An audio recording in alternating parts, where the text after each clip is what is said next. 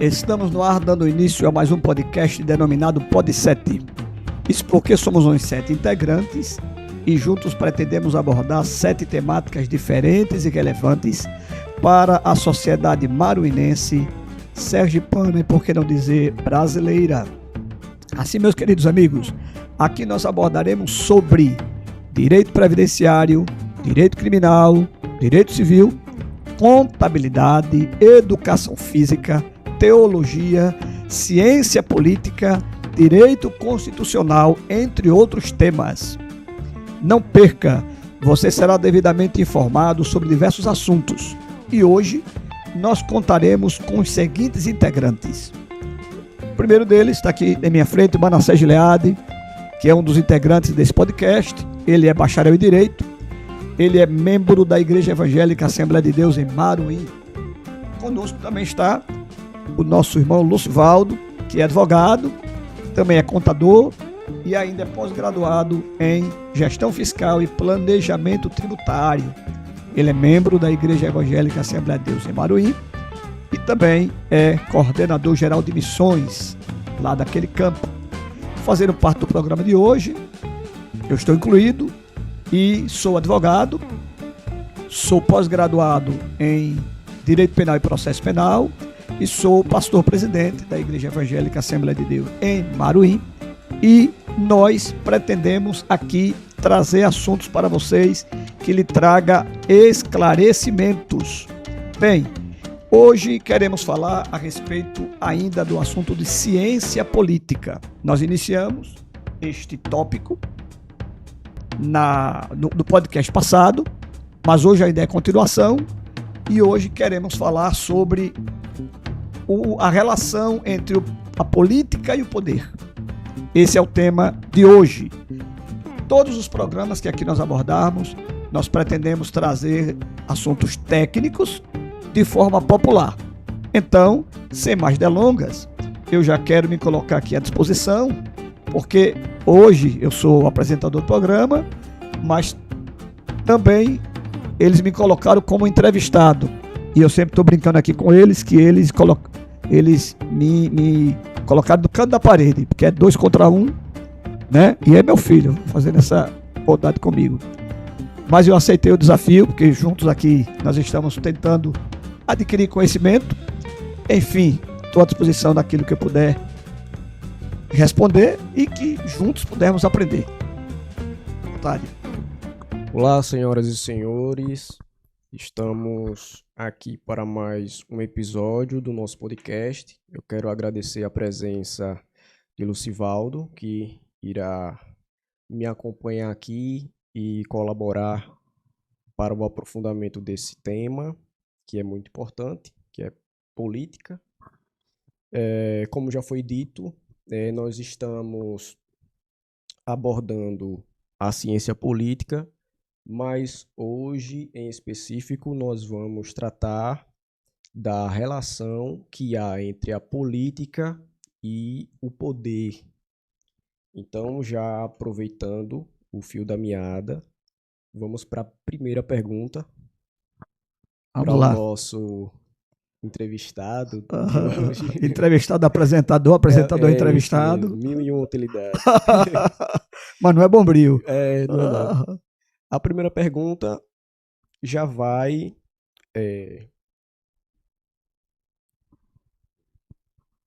A primeira pergunta, ela já vai no foco, que é o assunto de hoje. Qual é a relação entre a política e o poder? Qual a relação entre a política e o poder? Eu responderia que é a relação mais íntima e profunda possível. Por que existe essa relação tão profunda entre política e poder? Porque, segundo Weber, na verdade, o centro da atividade política é a busca pelo poder. É o centro da atividade política. Em qualquer das dimensões. Eu não estou falando nem ainda em política partidária, Manassés. Estou falando apenas que o centro da atividade política é a busca pelo poder, né? E nós já estudamos aqui, já discutimos aqui no programa passado, que a política é o meio de alcançar a felicidade dos cidadãos. Bem, então, o centro da política é a busca pelo poder. O poder, por sua vez, pode ser definido como a capacidade de impor a sua vontade sobre outrem. Então, é a capacidade de impor o que você quer sobre outra pessoa. Então, veja como existe uma relação muito íntima entre política e poder, né? Enquanto na política o centro da atividade política é a busca pelo poder, no poder você pode determinar a vontade de outras pessoas. Ou seja, um dos melhores ambientes para que se estabeleça, para que se desenvolva o poder na política. Um dos melhores ambientes. Por que um dos melhores ambientes? Porque na política, ela, por ser uma instituição ligada diretamente ao Estado, ela permite que as suas decisões elas sejam realizadas com base legal. E essa base legal é que vai atualmente dar uma conotação maior de coercitibilidade. O que é essa coerção? É o imperativo que a pessoa precisa obedecer àquela ordem, porque ela é legal. Não sei se eu consegui me fazer entender. Então, deixa eu ver se eu sempre gosto de simplificar. Depois que eu falo, eu gosto de simplificar o que eu disse. Qual a relação entre política e poder? Total. Porque é total a relação entre política e poder. Porque mesmo numa relação, Lucivaldo, entre dois amigos, existe, consciente ou inconscientemente, a ideia de interferir na vontade do outro. Então, essa vontade de poder, ela é inata no ser humano, de ter controle. Mas, através da política, é o melhor meio para que esse poder ele seja executado, uma vez que ele pode ser exercido através da legislação pátria. Seria essa a resposta. Vocês estão vendo aí, né? Quero mandar um abraço aí para todos que estão nos assistindo.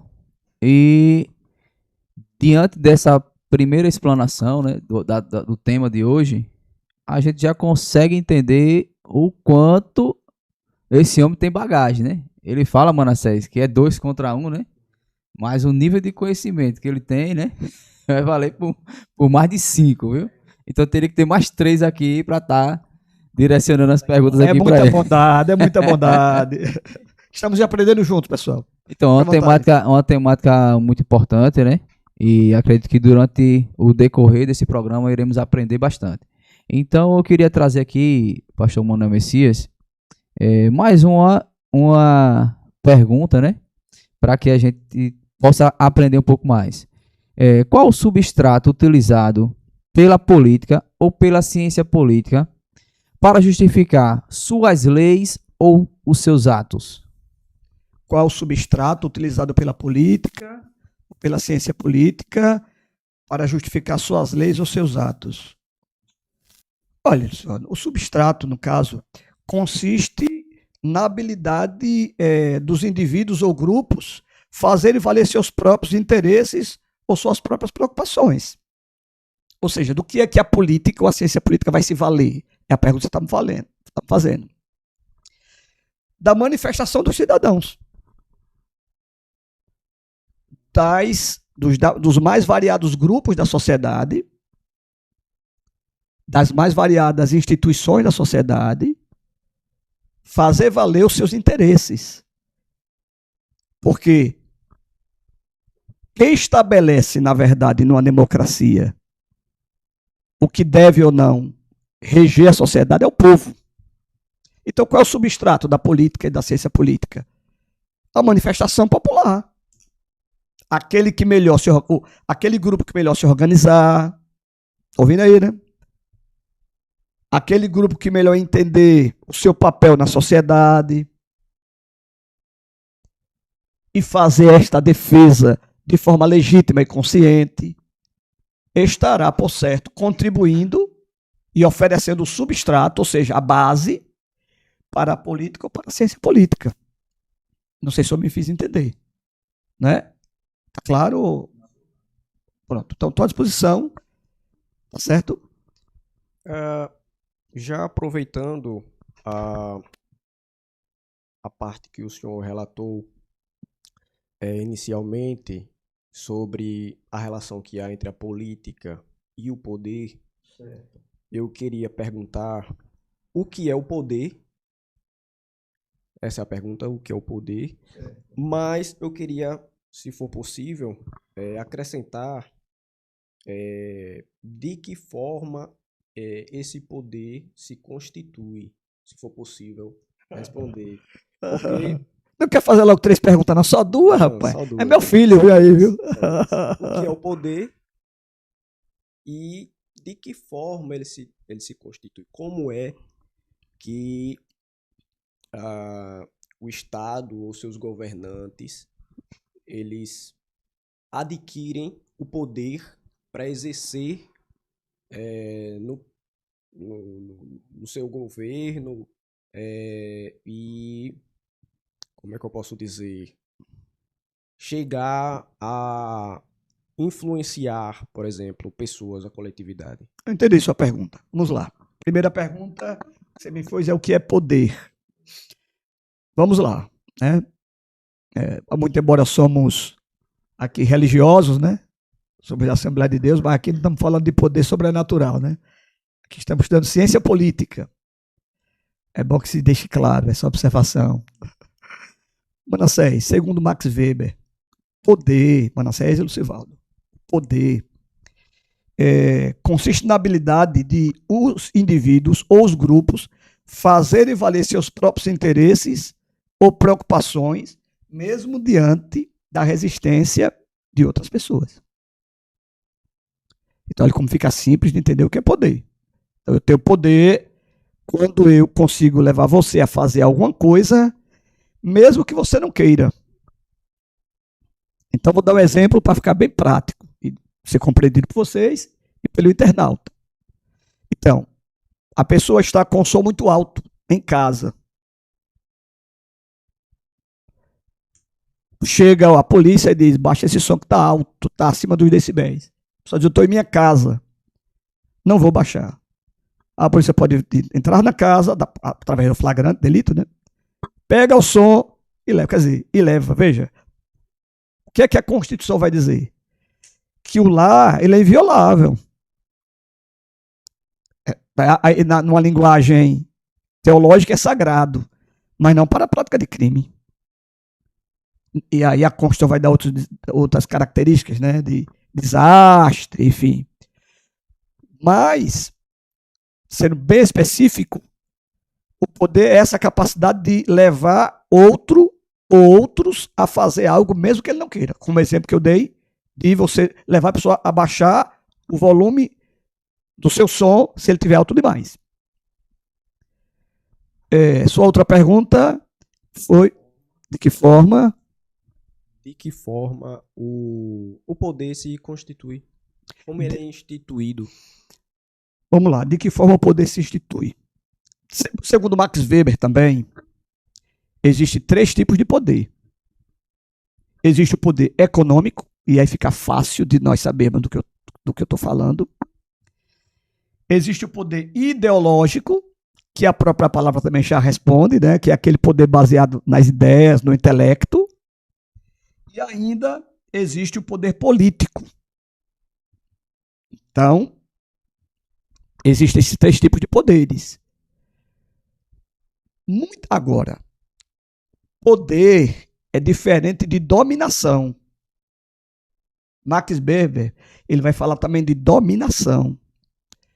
A dominação é o poder com legitimidade. Vamos lá para ver se eu consigo explicar de forma fácil e que o internauta possa compreender.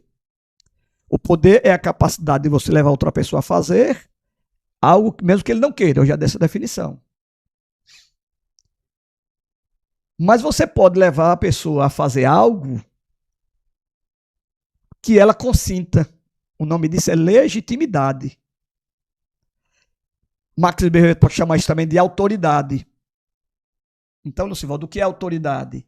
Nada mais é do que você levar alguém a obedecer-lhe por reconhecer que o seu preceito, digamos, é justo, é coerente, tem bom senso. Mas eu usei a palavra dominação, diferença de poder e dominação. Porque o poder econômico, ele pode não ter legitimidade. É aquela história da lei do mais forte, da lei da selva. O poder ideológico, tem vezes que usa até da demagogia. E o poder político pode ser corrompido. Mas, na dominação, Max Weber ele apresenta 3 tipos de dominação. Que é a dominação, primeiro, chamada de tradicional. Depois a dominação legal e ainda a dominação carismática. A dominação tradicional, como o próprio nome indica, vem da tradição. Então, por exemplo, os índios, existe um tipo de dominação. Respondendo a sua pergunta, como surge esse poder? No caso dos indígenas, vem da tradição. Então, o cacique é o que manda. O pajé é o que tem autoridade religiosa.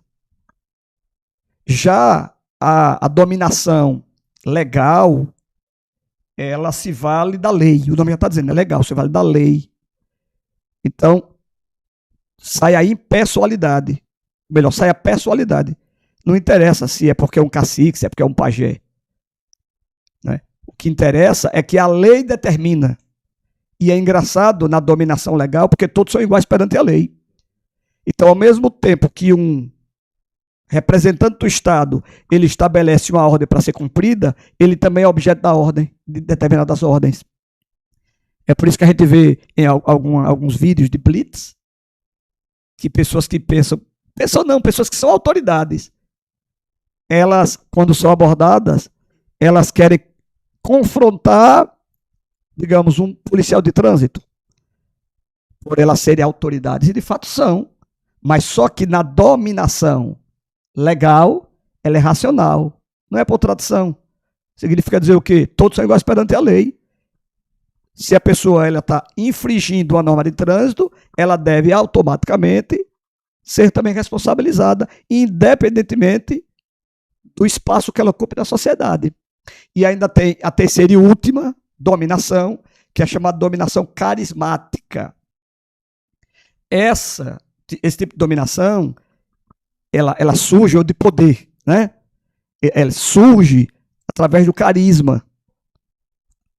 Vai para o lado das emoções e afetos, né? Então, como exemplo aí de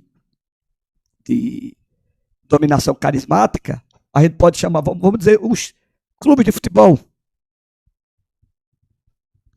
Então, tem pessoas que têm jogadores que são ídolos, mas não é por tradição, não é porque a lei manda, é porque ele viu naquela pessoa qualidades excepcionais. Então, eu não sei se eu respondi a sua pergunta.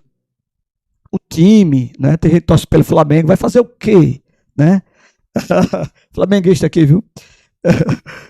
Então, mas eu respondi a sua pergunta, viu? Então, esses poderes, eles surgem através desses 3 tipos, segundo Max Weber. Essa é a linha de Max Weber. Segundo esses 3 tipos de dominações.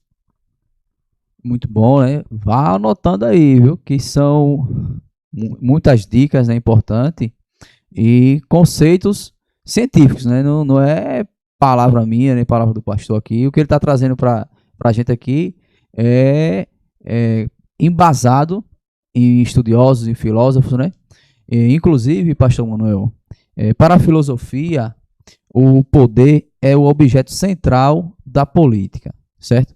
E aí, no nosso parágrafo 1º do artigo 1º da Constituição, ele fala que todo poder emana do povo. Então, dentro dessa ideia, eu queria que o senhor explicasse para a gente um pouco sobre o poder e sua legitimidade dentro desse contexto. Se o poder ele emana do povo, né? E para os filósofos diz que o poder é o objeto central da política. Então eu queria que o senhor fizesse aí trouxesse para a gente um conceito, certo? De legitimidade do poder e também trouxesse para a gente algo prático sobre esse poder que vem do povo. Eu entendi, vamos lá. Então, você afirmou que a filosofia afirma que o poder é o objeto central da política e adiante você traz a informação que a Constituição estabelece que o poder emana do povo. Tem tudo a ver. Então o poder, ou melhor, antes do poder emana do povo, você disse o objeto central da política é o poder. Foi essa afirmação? Foi a primeira pergunta que foi feita. É a relação entre poder e política, né? Porque o poder é o objeto central da política. Porque política é a capacidade de interferir sobre outro ou sobre outros. Política é isso. Mesmo os que não se envolvem em política, eles estão permitindo ser conduzidos por outros. Então, como o senhor poderia nos trazer isso na prática? Eu vou chegar lá. Então, só para ir aqui juntando minha resposta. Então, poder é o objeto da política, não é? Por que o poder emana do povo? Porque é uma construção feita por um filósofo francês. Existiu o absolutismo, que era uma ideia de um rei que recebia poderes divinos e que podia tomar todas as decisões e que o povo era seus súditos e não tinha vontade. E muitas injustiças foram feitas, porque o rei, por ser absoluto, como o próprio nome indica, ele tinha nas mãos o poder executivo, legislativo e judiciário. Por que não lembrar aqui do rei Sol da França, né? Que ele chegou a dizer, o Estado sou eu. Então, em outras palavras, eu sou a monarquia, eu que decido tudo. Injustiças foram cometidas, a dignidade da pessoa humana foi trucidada. Os iluministas, combatendo aquela forma política existente, trouxe a ideia do povo participar. E aí é quando Montesquieu ele traz a teoria da tripartição de poderes para contrapor o absolutismo. Ou seja, no absolutismo, queridos internautas, o rei ele tinha poder sobre tudo e sobre todos. Ele era a lei, ele era o executivo e ele era o julgador. Ele era mais do que a lei. Então, até aí, o poder, ele, segundo o absolutismo, o poder, ele era determinado por Deus para aquele rei. Isso, exatamente. Era então, como eles acreditavam. Concentrava o poder todo no rei. Tudo no rei. E ele tinha, portanto, o direito de ser o executivo, o legislativo e o judiciário. Ele fazia a lei. Ele julgava e ele administrava o exército e o tesouro do país. Então, Montesquieu, ele estabelece a tripartição de poderes. Não é? Porque aí ele tem uma frase muito interessante, o Montesquieu. Ele diz que contra o poder só outro poder. Ele quer dizer o que com isso? Vamos dividir o poder de forma que um legisle, mas o que legisle não julgue, desde que outro julgue o que um legislou. e que o que julgou não administre. É quando entra a tripartição de poderes, ou seja, um é quem faz as leis, outro é quem julga essas leis que foram feitas, e outros é o que administra o país. Aí é quando surge o quê, Lucivaldo? Agora, para concluir a sua pergunta, é quando surge a participação popular. Porque para que o poder seja distribuído, é preciso a participação do povo, através dos seus representantes. Então o povo precisou votar, né? A Revolução Francesa foi o momento áureo dessa conquista, para que ele tivesse representante no legislativo, para que fosse estabelecido pessoas no executivo e também no judiciário. Então, o poder emana do povo, exatamente porque no absolutismo o rei decidia tudo, mas na democracia é o povo que escolhe seus representantes, e os representantes deste povo, pelo menos teoricamente, é que vai pleitear as demandas dos seus eleitores. Muito bem explicado. E, inclusive, no dia de hoje, né, circulou noticiários no mundo da política que estaria ocorrendo nos dias atuais um desequilíbrio entre os poderes. E aí os deputados, né, estão se movendo, né, para elaborarem um novo projeto de lei para que limite um pouco, né, por meio da lei, que não permita com que o STF ele mude a lei.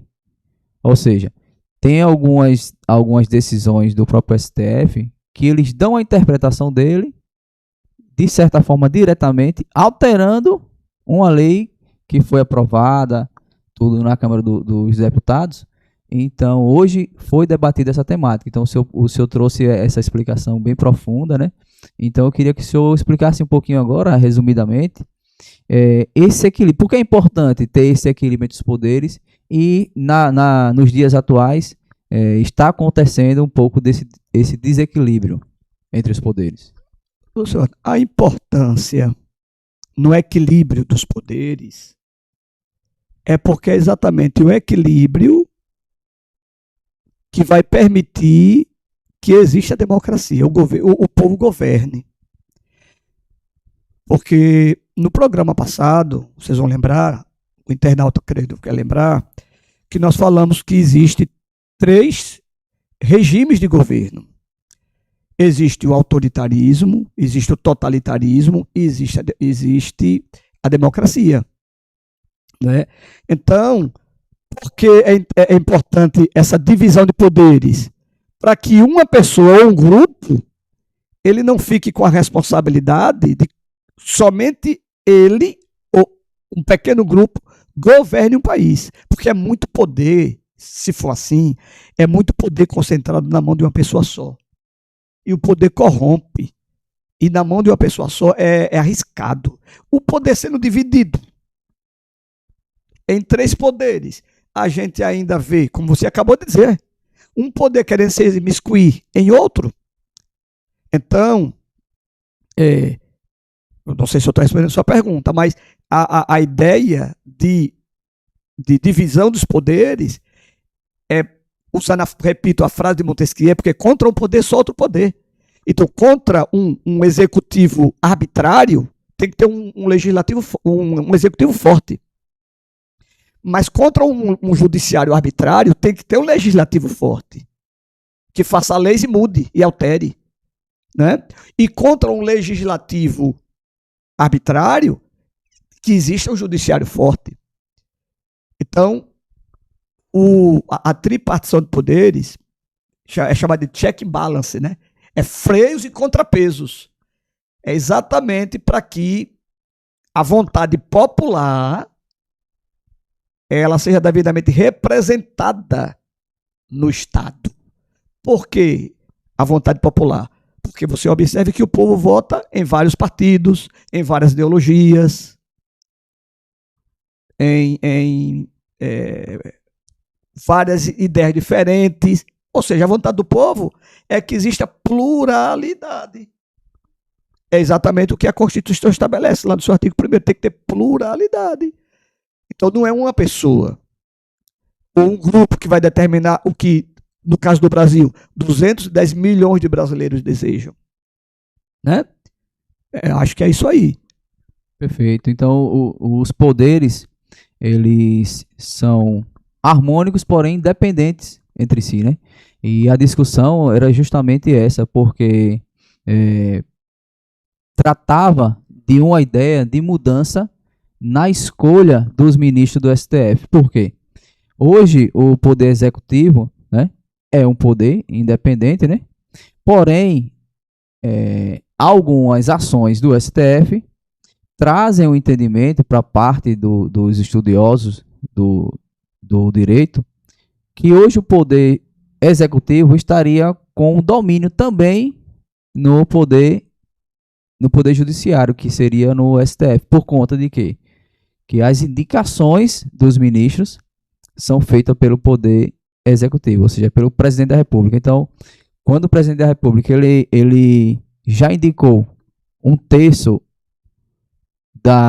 dos ministros que estão lá, ou até mesmo um pouco mais, então, basicamente, algumas demandas do próprio presidente da República, Manassés, tem um direcionamento de ser atendida ou ser estendida. É como se fosse uma extensão do poder executivo no judiciário. Brilhante observação. Só que isso é uma discussão que eu teria que me aprofundar mais para saber o que já existe. Eu não sei se vocês sabem. Mas eu digo assim, no caso da opinião do senhor, se o senhor entende que realmente essa forma que foi estabelecida na Constituição de 88, que o presidente da República ele indica, se essa forma hoje, nos dias de hoje, cabe um estudo, algo que seja pensado em mudar um pouco esse formato. É exatamente essa resposta que eu ia dar. É uma brilhante explanação que você fez, e eu estou dizendo que, para dar essa resposta, se eu for dar uma resposta agora, eu vou falar de achismos. Eu não queria falar de achismos. Porque assim, mas vamos lá, vou falar de achismo. Eu vejo como incoerente. Né? Só que eu me comprometo com o internauta a trazer bases futuras.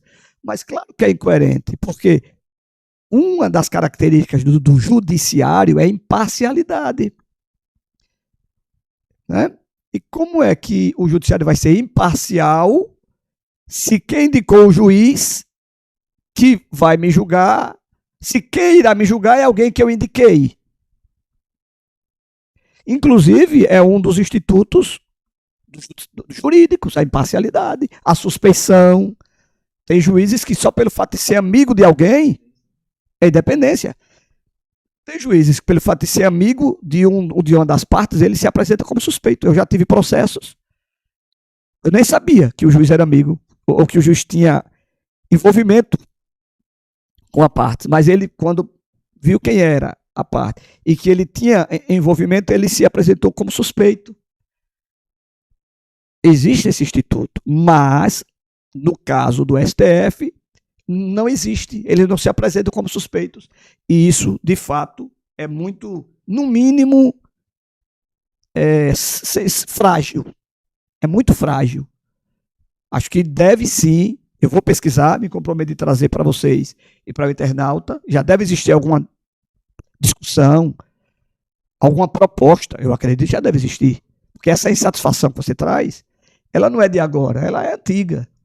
E alguém já deve ter apresentado alguma proposta para alterar essa realidade. Como o senhor falou em absolutismo, né? Hoje alguns jornalistas trazem como se hoje, nos dias atuais, estaria voltando o absolutismo, por conta que estaria tendo uma concentração de poderes, né? Ou seja, hoje, no próprio mecanismo da política, o poder executivo hoje ele tem muita influência no legislativo. Então, com esse braço no legislativo e esse braço no STF, que seria que é o judiciário, então estaria tendo um retorno no absolutismo. Então, por essa razão que que a gente trouxe essa demanda, essa temática que é relacionada ao poder, né? A concentração de poder. Mas só para completar a minha resposta, você falou alguma coisa sobre alguma coisa legítima, não foi? Já Sobre respondi. a legitimidade que vem do povo, né? Ok, muito bom. Então, sem piedade comigo, olhe por esses dois moços, viu? Outro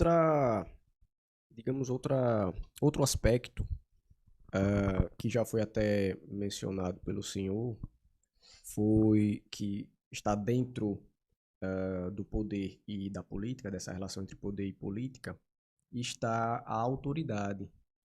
O senhor até mencionou rapidamente e eu queria que o senhor se aprofundasse acerca do que é a autoridade. Vamos lá, eu pesquisando sobre esse assunto, eu criei aqui uma definição. Não sou eu, mas eu tenho uma base de pesquisa. Para mim, a autoridade é um poder qualificado. Por que é um poder qualificado?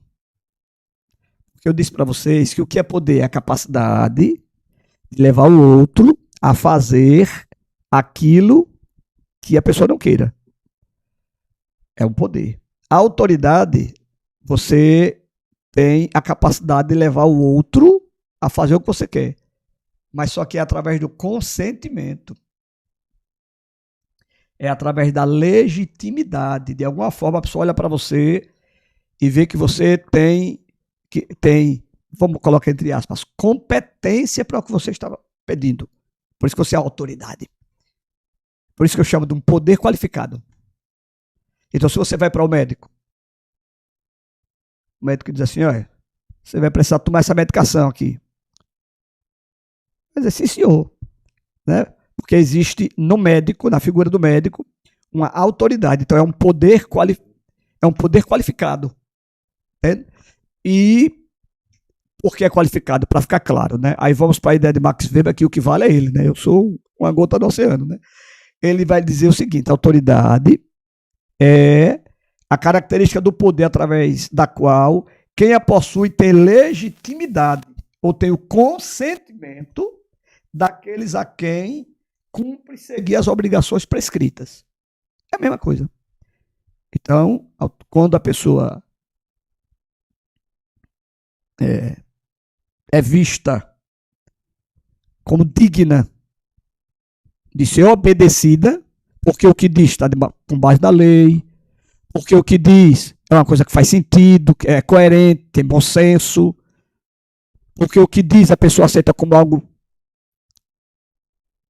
saudável, agradável para si, o nome disso é autoridade. E até tem um exemplo que se personifica, né, falando sobre autoridade, tem um exemplo que se personifica que é o agente de trânsito, que se costuma se chamar de autoridade. Olá, autoridade. Que é justamente quando o agente de trânsito, ele, por exemplo, numa abordagem, ele dá um comando para a pessoa diminuir a velocidade, encostar e faz todo aquele procedimento. O agente de trânsito ali, ele é autoridade e essa autoridade se caracteriza pelo poder que foi lhe atribuído através da lei. Então, ele tem autoridade, né? O agente de trânsito é uma autoridade, ele tem essa autoridade, como o senhor falou, porque tem um respaldo da lei que atribui esse poder a ele. E aí ele tem esse poder de dar uma ordem, ou, né, de diminuir a velocidade, ou de apresentar a documentação. Perfeito. Na verdade, quando a gente para diante de um guarda de trânsito e a gente respeita a autoridade, que muitas das vezes é a pessoa que tem o segundo grau. Do outro lado pode estar vindo um desembargador, um ministro. Ele dá um comando e deve ser obedecido. Né? Por quê? Porque existe a autoridade, que é o reconhecimento de quem obedece, que aquela pessoa está investida de poder. Sim. Então, e esse poder, ele foi investido por causa da legislação.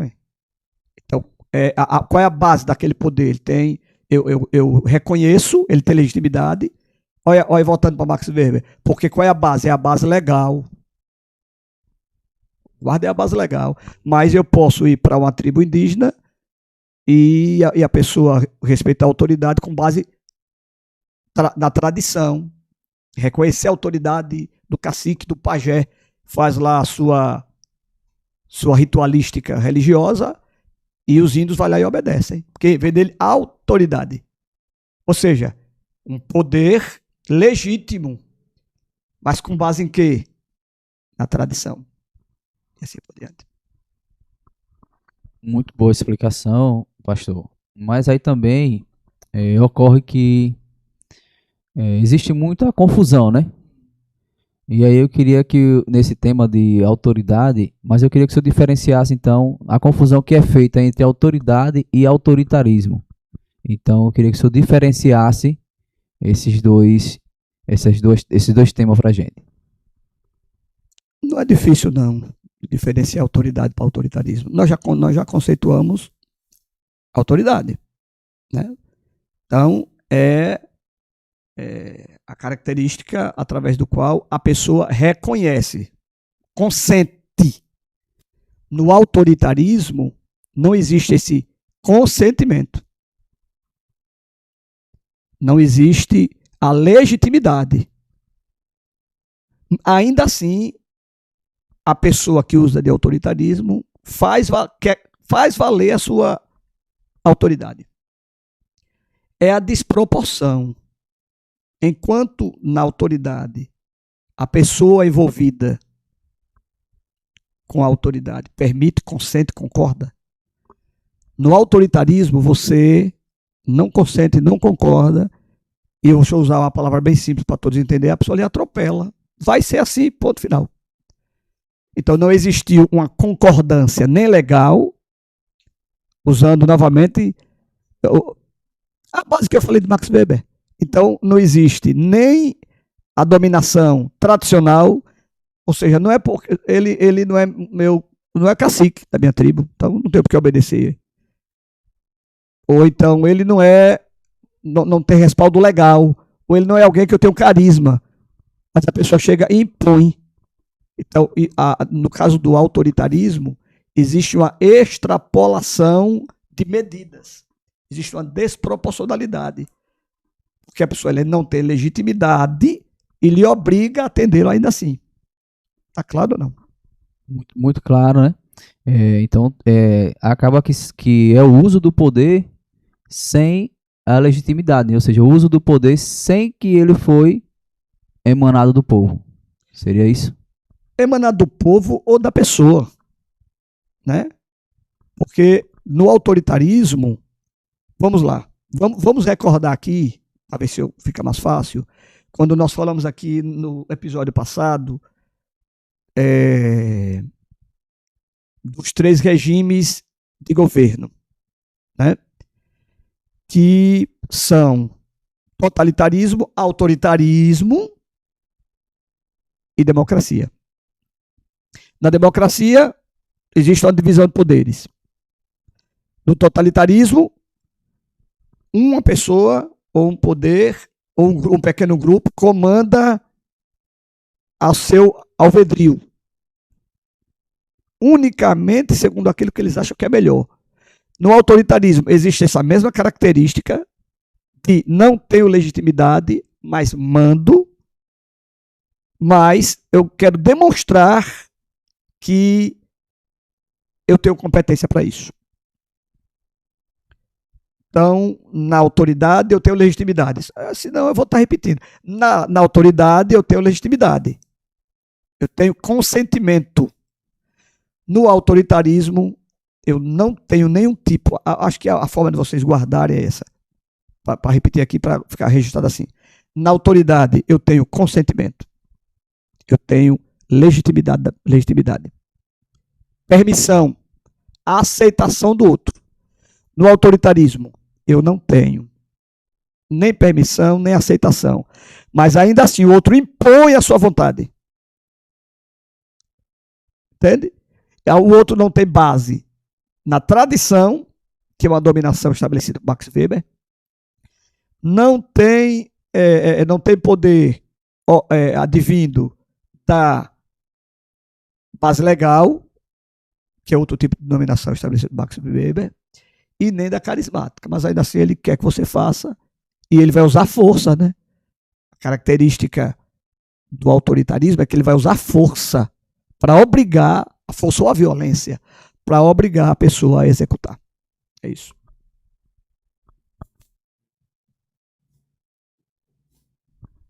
Então, perfeita a colocação e a diferenciação entre autoridade e autoritarismo.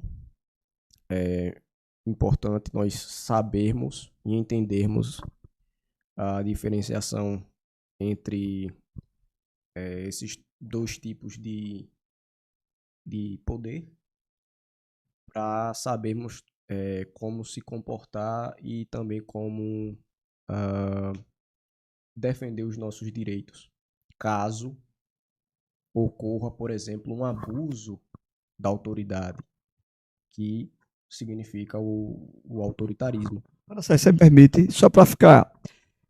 Como caracterizar o autoritarismo? Então, eu estou lhe dizendo que o abuso de autoridade pode se valer em qualquer dos três tipos de dominação. Por exemplo, vamos lá.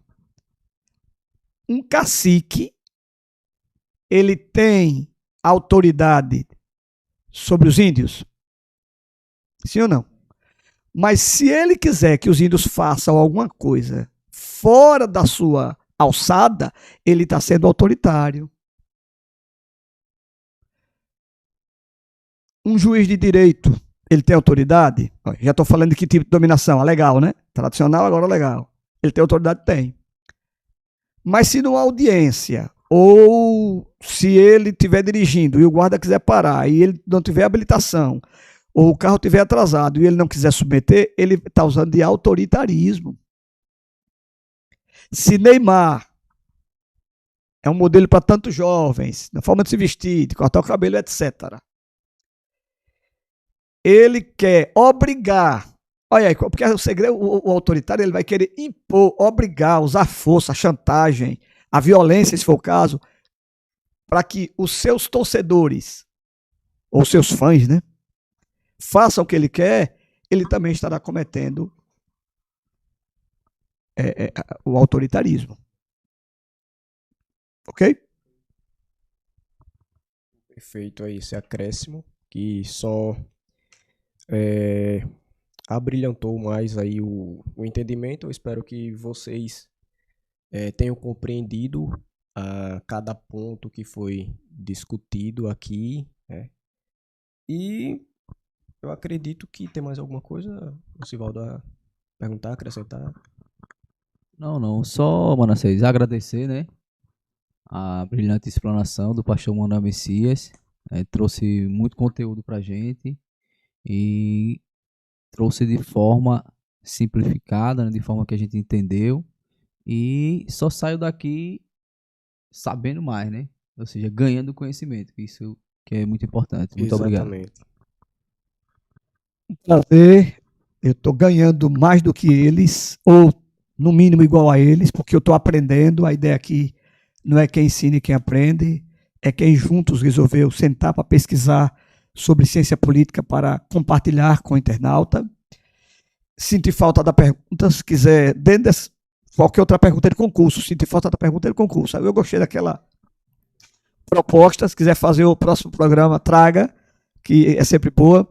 Obrigado a você, internauta, que está disponibilizando o seu tempo para nos acompanhar. Um forte abraço.